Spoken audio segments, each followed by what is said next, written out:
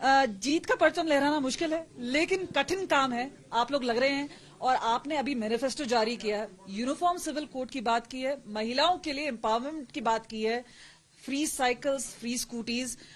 तो फोकस क्या है और क्यों ये चुनौती आपके लिए बहुत बड़ी है? काफी समय से आप यहीं पे हैं। नहीं, देखिए, हर चुनाव हम चुनौतीपूर्ण तरीके से ही लड़ते हैं। ये चुनाव भी उसी तरीके से हम लड़ रहे हैं, लेकिन कोई चुनौती है ऐसी बात नहीं है। यहाँ आपने देखा होगा मैडम जी कि कहीं एंटी इनकम्बेंसी नहीं है। 5 साल सरकार चली है, प्रो इनकम्बेंसी है।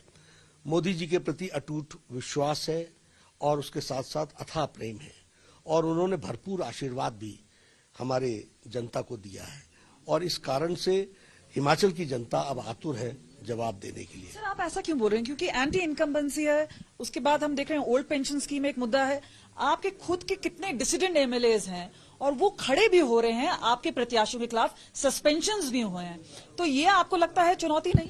नहीं, ये हमेशा होता है। इस तरीके से कुछ लोग हो जाते हैं, अति उत्साही होते हैं, बाद में फिर वो जब देखते हैं कि पार्टी एक तरफ चल पड़ी है और लोगों का आशीर्वाद पार्टी को मिल रहा है, तो आगे वो हम वापस आ जाते हैं। और हमारे यहाँ इस तरीके का कुछ नहीं होता है जो कोई रिबेल बन करके कोई पार्टी को नुकसान पहुंचा सके।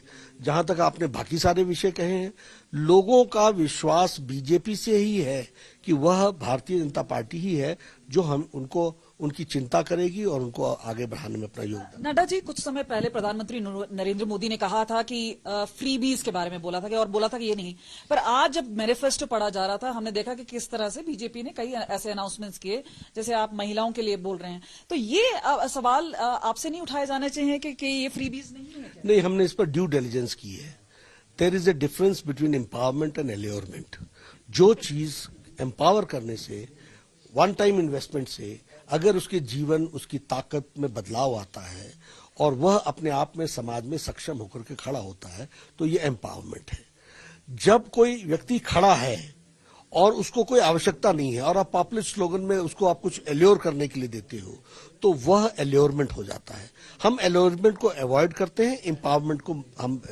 आखिरी के 2 सवाल रह गए हैं। वन पेंशन स्कीम के बारे में आप लोग नॉन कमिटल दिखे, मैनिफेस्टो में भी सवाल उठाए गए, कांग्रेस बोल रही है वो रीइंस्टेट कर देंगे, तो आपको लगता नहीं ये एक एक्लेस हील है? देखिए, जहां तक कांग्रेस का सवाल है, वो न सोचते हैं, न समझते हैं, न करते हैं, न किया है।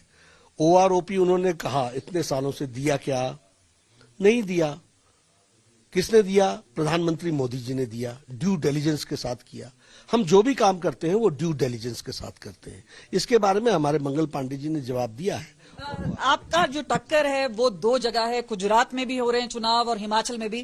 कितना कॉन्फिडेंस है? और क्योंकि आम आदमी पार्टी दोनों ही स्टेट्स में लड़ रही है, उसे कितनी बड़ी चुनौती? देखिए, जहां तक आम आदमी पार्टी का सवाल है, हिमाचल में तो क्रीज पर आने से पहले ही उखड़ गए, उनके तंबू भी उखड़ गए, क्रीज भी उखड़ गया, वो कहीं दिख नहीं रहे हैं। जहां तक गुजरात का सवाल है, वो उत्तर प्रदेश में भी गए थे मैडम जी, 350 में 349 सीट्स में जमानत जब्त कराई। उत्तराखंड में भी गए थे। आप लोग हमसे प्रश्न पूछते थे, प्रश्न पूछने पर आपके ध्यान में आया होगा कि ऐसा लगता था जैसे सरकार बना रहे हैं, लेकिन वो सरकार बनाने की बात तो छोड़िए, 35 सीट्स पर जमानत जब्त हो गई। उसी तरीके से वो गोवा में गए, 39 सीट्स पर लड़े और 39 में 35 सीट्स पर जमानत जब्त करा ली। तो जहां लड़ने गए वहां जमानत जब्त करा ली। उनका प्रेसिडेंट तो अब हमारी पार्टी में कैंपेन कर रहे हैं।